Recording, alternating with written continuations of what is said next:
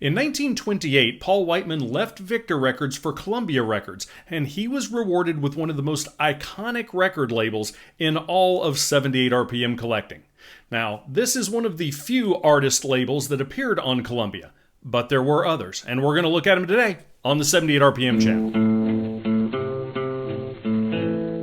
Hello, and welcome to the 78 RPM channel. Whether you're new to 78s or an advanced collector, this is your source for information, research, and music about 78 RPM records, cylinders, and radio transcriptions.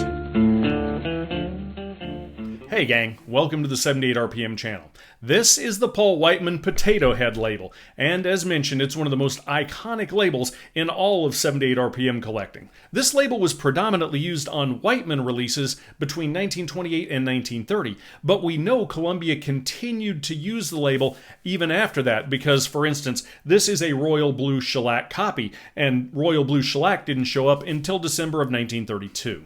The second most common Columbia artist/picture label that was issued during this era is probably the Ted Lewis picture label. And I'm holding this one up, even though it's a little bit worn, to point something out. When I first started collecting, I didn't realize these weren't supposed to be gray and black. These are supposed to be a metallic silver, almost a foil-like metallic silver. And when you find them in great condition, they are absolutely stunning. Unfortunately, the silver is very susceptible to fingerprints and environmental factors. So the silver, when you find these, is usually gone. If you find one of these that still has a really nice metallic silver sheen, hang on to it because they're tough to find. Perhaps realizing that the silver was coming off all of these labels, Columbia redid the Ted Lewis label and turned it into a blue label with a facsimile signature and a line drawing of Lewis. These were issued somewhere in the 1932 to 1933 range. They're a lot tougher to find than the silver/mostly gray with black print version.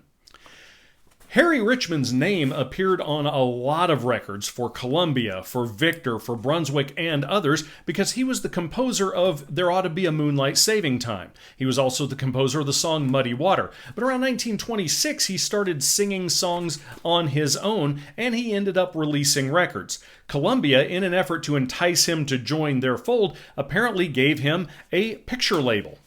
Beginning in 1932, Richmond's releases, again featuring a facsimile signature and a line drawing, began to appear. There are two versions of this, one being the black version and one being the blue version. Perhaps the most in-demand artist/picture labels that Columbia issued are the Rudy Valley picture labels. Valley issued 16 discs, 32 sides, for Columbia between 1932 and 33, with the same style line drawings seen on the Richmond and Lewis labels. Like the other line drawing facsimile signature labels, these are tough to find because they were issued during the worst part of the Depression. Not a lot of people were buying records. Putting together a complete run of all 16 of the Valley discs is actually a tough task. So if you want to try it, good luck. It'll probably cost you a lot of years digging or a lot of searching and a lot of money. One Columbia picture label I didn't even realize existed until recently is this one. And really, this is the reason I decided to do the video. This is an Eddie Cantor picture label. Now, I have no idea how many records were released with this label, but my hunch is very, very few, vastly fewer than the other three artists who have the similar line drawing facsimile signature type of labels. Now, Cantor obviously issued a ton of discs for Columbia and for other labels, but his only Columbia issues from deep in the Depression era, this one disc. And so this may in fact be the only Columbia picture label disc that was released. The final artist for a special Columbia artist label is going to be Benny Goodman. Now, this is technically not a picture label, but it is a custom label for Mr. Goodman. This disc, the same two sides, first appeared on Columbia 2835 on blue wax in late 1933. However, they reissued the same two sides on black wax in 1937 and renumbered it Columbia 3168D with this custom Benny Goodman label. Now, in theory, this one should be a lot easier to find than the one on Blue Wax, but this one doesn't show up very often either, so good luck.